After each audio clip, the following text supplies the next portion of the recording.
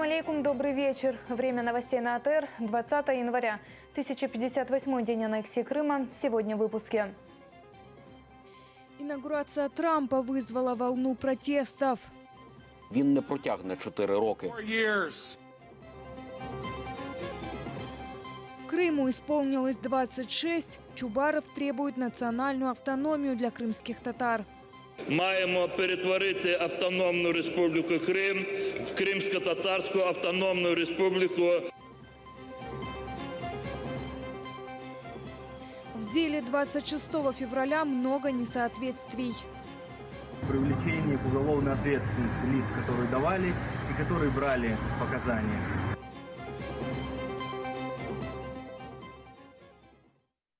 Автономной Республике Крым сегодня 26. В 1991 году большинство жителей полуострова на общекрымском референдуме проголосовали за восстановление автономии.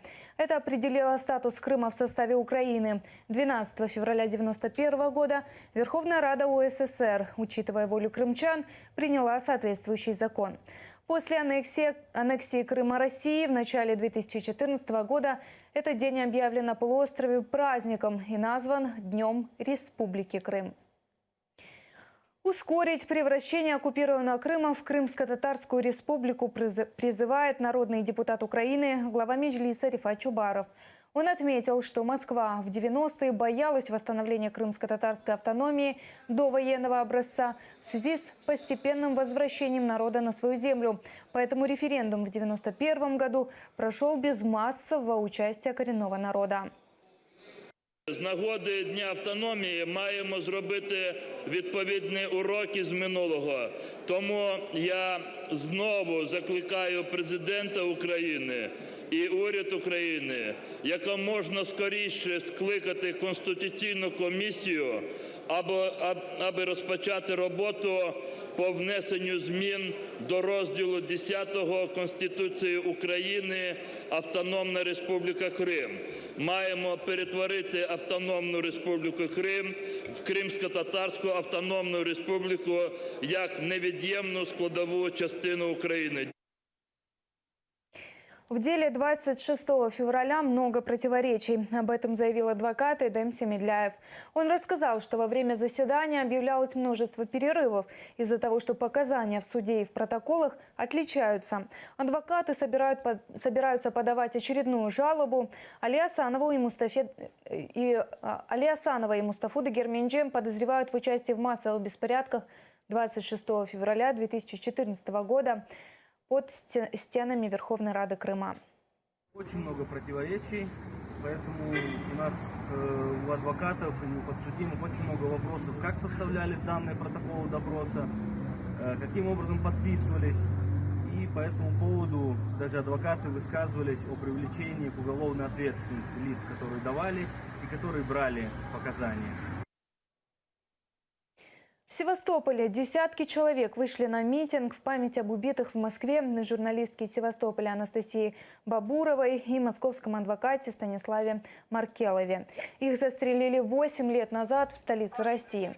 Адвокат Маркелов вел дела, связанные с нарушением прав человека в Чечне. Журналистка Бабурова изучала неформальные молодежные движения, в том числе неонацистские. Накануне в Москве на подобном митинге были задержаны 7 человек. Были убиты Стас Маркелов и Анастасия Бабурова. Это были совсем не случайные люди. Эти люди занимались и плотно занимались антифашистской и оппозиционной деятельностью.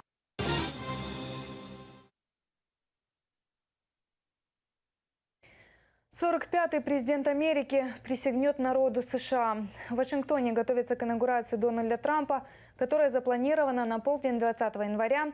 Это 19:00 по киевскому времени. В это время завершится срок полномочий Барака Обамы. Основные инаугурационные мероприятия продлятся 3 дня. Накануне Трамп с семьей приехал в Вашингтон, чтобы открыть праздничные мероприятия. Мне не важно, будет ли завтра прекрасный день или проливной дождь. У меня такое предчувствие, что день будет замечательный. Вы поддержите меня, а я поддержу вас, ведь мы уже достигли важной цели. Все по всему миру говорят об этом. По всему миру.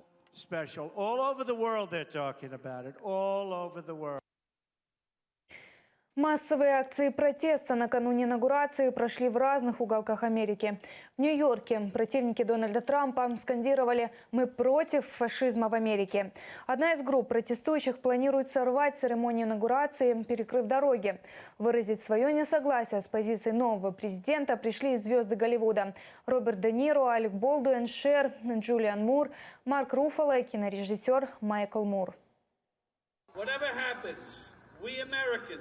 Что бы ни случилось, мы американцы, нью-йоркцы, мы патриоты. Мы будем едины в наших правах и правах наших сограждан.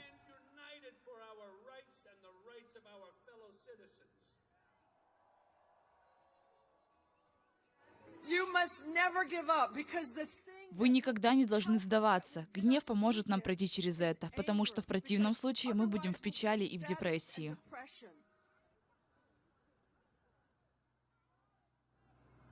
Well, now it's time for us to build our movement.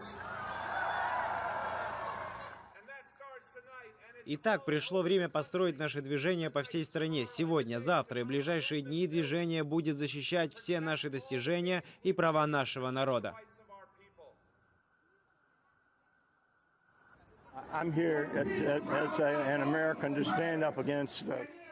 Я здесь, чтобы встать против сумасшествия, которое начнется завтра вместе с принятием присяги Дональда Трампа.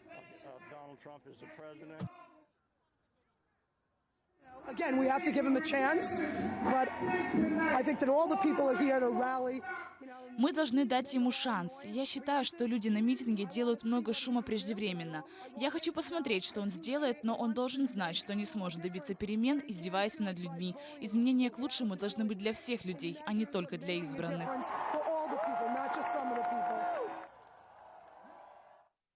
Россия тем временем готовится к диалогу с Америкой. Министр иностранных дел России заявил, что Москва помнит все предвыборные высказывания Дональда Трампа. Сергей Лавров заявил, что Москва рассчитывает обсудить с Вашингтоном вопросы стратегической стабильности, включая ядерное и сверхзвуковое вооружение, системы противоракетной обороны, космическое оружие и ядерные испытания. И, конечно, мы обратили внимание на предвыборные заявления Дональда Трампа, в том числе о готовности и решимости к совместной борьбе с ИГИЛ.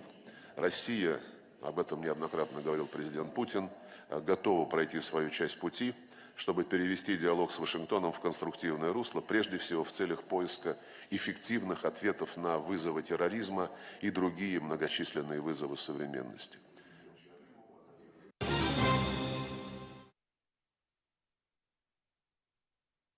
Рошен закрывает Липецкую кондитерскую фабрику. Полная остановка производства и консервация оборудования анонсированы на апрель этого года. В корпорации Рошен отметили, решение принято по экономическим и политическим причинам. С 2013 года производство продукции на Липецкой кондитерской фабрике сократилось в 3 раза. Украинский миллиардер Виктор Пинчук не захотел комментировать журналистам свою позицию по Крыму.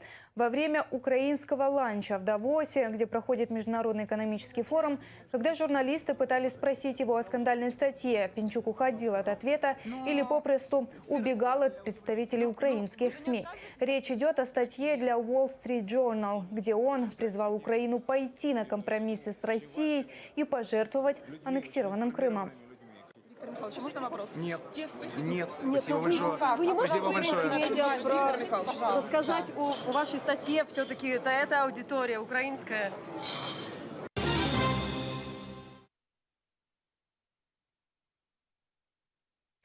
Трое человек погибли в результате наезда автомобиля в толпу в Мельбурне. Среди жертв 10-летний ребенок. Более 20 человек получили ранения. Свидетели говорят, что движения автомобиля были хаотичные. Некоторые слышали звуки выстрелов. В полиции заявили, что наезд был совершен умышленно, однако правоохранители не связывают его с терактом. Ми вважаємо, що це пов'язано з попереднім інцидентом в південній частині міста, під час якого було використано холодну зброю. Зловмисника затримано, він більше не становить загрози. Наразі ми просимо мешканців Мельбурна уникати центру міста. Нам знадобиться багато часу на опрацювання інциденту. Наш Крым. Нероссийские истории украинского полуострова. В Киеве презентовали книгу с таким названием. Авторами выступили 15 человек, в том числе крымские историки, журналисты, общественные деятели. Книга представляет собой некий сборник публицистических статей об истории Крыма с момента становления Крымского ханства и до независимости Украины 1991 года. Книгу бесплатно раздадут в столичных школах. Также она есть в свободном доступе на официальном сайте Института национальной политики памяти.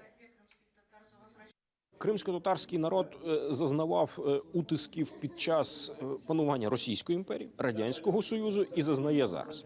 І тут насправді ми не можемо сказати, що якась там проблема в історії кримських татар більш висвітлена чи менш висвітлена. Це взагалі лакуна в українській історіографії. Тому всі матеріали, які висвітлюють питання історії кримських татар, є цікавими, є важливими, є потрібними для сучасної України. На сьогоднішній день в стратегії національної безпеки України зафіксовано, що одна з актуальних загроз національної безпеки – це фальшування української історії. І Крим якраз прекрасний приклад того, як Росія використовує в гібридній війні, не маючи жодних правових аргументів для здійснення анексії, вона намагається прикрити оцю свою неправову діяльність квазіісторичними, псевдоісторичними аргументами. Кефиля, лесы или феодосийский тюльпан. В Симферополе представили новый сборник стихов известной крымско-татарской поэтессы Эмине Усейн. Книга, изданная в Турции, недавно была презентована на книжной ярмарке в Анкаре. Теперь ее представили и крымским читателям. Кефе байырлары, дерттен бош, чатла, узулген лалеси. Талган япрак.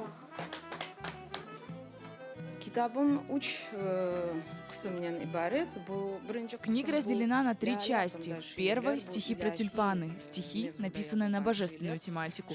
Вторая часть – «Роза и соловей». Это, как вы знаете, олицетворение пророка, мир ему и благословение. И в третьей части – мои личные стихи, лирика, философия.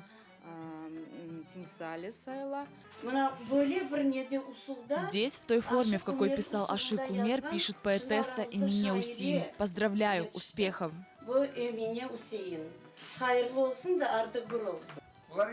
Это все наши сокровища, действительно, сокровища и наше богатство.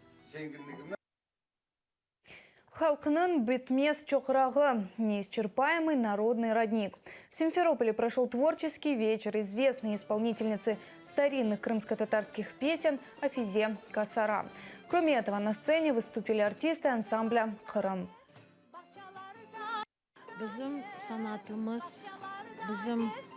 Наше искусство, наши песни, мелодии и танцы, несомненно, являются бесконечным источником. Когда наш народ испытывает жажду, мы можем пойти и выпить из этого родника. Именно поэтому мы дали название концерту «Со смыслом». Спасибо всем, кто помог. Все думали над смыслом. И пусть наши песни, танцы и искусство будут тем бесконечным родником.